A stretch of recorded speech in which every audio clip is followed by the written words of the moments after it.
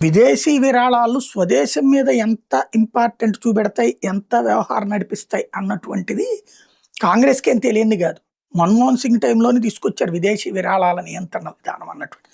తర్వాతన అమలు చేసుకుంటూ గూడా వచ్చారు. అయితే స్వచ్ఛంద సంస్థల పేరుతో అది వాతావరణ సంస్థలని అంటే దాన్ని వాతావరణం అనడానికి లేదు. పర్యావరణం పేరుతో కొందరు లేకపోతే గనక సేవ పేరుతో కొంతమంది ఇట్లాంటివి చేయడంలో తప్పు లేదు. కానీ రాజకీయాలు చేస్తున్నారు. రాజకీయ విధానాల్లో జోక్యం చేసుకుంటున్నారు.